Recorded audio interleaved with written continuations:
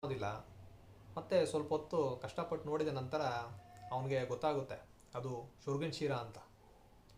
ಅವ್ರು ಹೇಳ್ತಾರೆ, ನೀನು ಭಯ ಪಡಬೇಡ, ಬೇರೆ ಯಾರೂ ನೋಡಿಲ್ಲ, ನೀನು ಇನ್ನೂ ಸ್ವಲ್ಪ ಆಳಕ್ಕೆ ಹೊರಟೋಗು, ನಾನು ಆಮೇಲೆ ಬಂದು ನಿನ್ನ ಕರ್ಕೊಂಡು ಹೋಗ್ತೀನಿ ಅಂತ ಹೇಳಿಬಿಟ್ಟು ವಾಪಸ್ ಹೋಗ್ತಾ ಇರ್ತಾರೆ.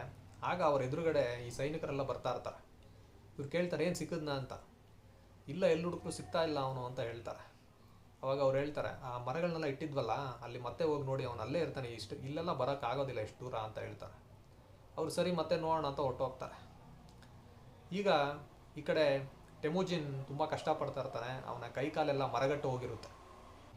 ತುಂಬ ರಾತ್ರಿ ಸಮಯ ಕಳೆದಿದೆ, ಇವರೆಲ್ಲ ಮೊದಲೇ ತುಂಬ ಕುಡಿದಿದ್ದಾರೆ, ಎಲ್ಲರಿಗೂ ತುಂಬ ಆಯಾಸ.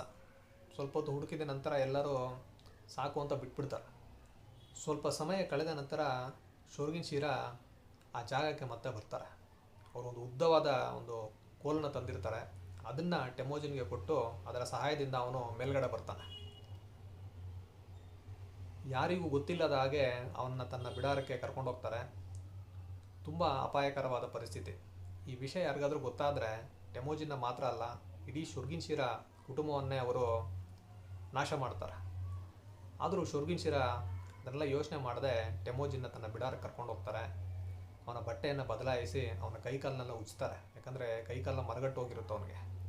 ಆಮೇಲೆ ಅವನಿಗೆ ತಿನ್ನೋದಕ್ಕೆ ಆಹಾರ ಕೊಡ್ತಾರೆ. ಸ್ವಲ್ಪ ಹೊತ್ತು ಮಲ್ಕೊಳ್ಳಿ ಅಂತ ವಿಶ್ರಾಂತಿ ಪಡೆಯೋದಕ್ಕೆ ಅವನ್ನ ಮಲಗಿಸ್ತಾರೆ. ಮುಂಜಾನೆ ಆಗ್ತಾ ಇದೆ. ಶುರ್ಗಿನ್ ಶಿರಾ ಟೆಮೋಜಿನ್ಗೆ ಹೇಳ್ತಾರೆ, ನೋಡು ಟೆಮೋಜಿನ್, ನಾನು ನಿನಗೋಸ್ಕರ ಒಂದು ಕುದುರೆಯನ್ನು ನದಿಯ ತೀರದಲ್ಲಿ ನಿಲ್ಲಿಸಿದ್ದೀನಿ, ನೀನು ಹೇಗಾದರೂ ತಪ್ಪಿಸ್ಕೊಂಡು ಹೊರಟೋಗು ಅಂತ ಹೇಳ್ತಾರೆ. ಶುರ್ಗಿನ್ ಶಿರಾ ಅವರ ಮಡದಿ ಟೆಮೋಜಿನ್ಗೆ ಸ್ವಲ್ಪ ಆಹಾರ ಮತ್ತು ಕುದುರೆ ಹಾಲನ್ನು ಕೊಟ್ಟು ಕಳಿಸ್ತಾರೆ. ಇವರು ಯಾರಿಗೂ ಗೊತ್ತಿಲ್ಲದ ಹಾಗೆ ಆ ಕುದುರೆ ಇರುವ ಸ್ಥಳಕ್ಕೆ ಬರ್ತಾರೆ. ಟೆಮೋಜಿನ್ ಕುದುರೆಯನ್ನು ಹತ್ಕೊಳ್ತಾನೆ. ಶುರ್ಗಿನ್ ಶಿರಾ ಹೇಳ್ತಾರೆ, ಮುಂದೆ ಯಾವಾಗಾದರೂ ಸಮಯ ಸಿಕ್ಕಿದ್ರೆ ನಾವು ಭೇಟಿಯಾಗೋಣ, ಈಗ ನೀನು ಹುಷಾರಾಗಿ ಹೋಗ್ಬಿಟ್ಟು ಬಾ ಅಂತ ಹೇಳಿ ಅವನ್ನ ಕಳಿಸ್ತಾರೆ. ಟೆಮೋಜಿನ್ ತುಂಬ ಭಾವುಕನಾಗ್ತಾನೆ. ಅವರಿಗೆ ಧನ್ಯವಾದ ಹೇಳಿಬಿಟ್ಟು ಅವನು ನಿಧಾನವಾಗಿ ಆ ಕಡೆ ಈ ಕಡೆ ನೋಡ್ತಾ ಕುದುರೆಯನ್ನು ಚಲಾಯಿಸ್ಕೊಂಡು ಹೋಗ್ತಾನೆ. ಸ್ವಲ್ಪ ದೂರ ಹೋದ ನಂತರ ಅವನಿಗೆ ಯಾವುದೇ ಭಯ ಇಲ್ಲ ಅಂತ ಗೊತ್ತಾದ ಮೇಲೆ ಕುದುರೆಯನ್ನು ವೇಗವಾಗಿ ಓಡಿಸ್ಕೊಂಡು ಹೋಗ್ತಾನೆ. ಅವನ ಮನಸ್ಸಿನಲ್ಲಿ ಹಲವಾರು ಯೋಚನೆಗಳು.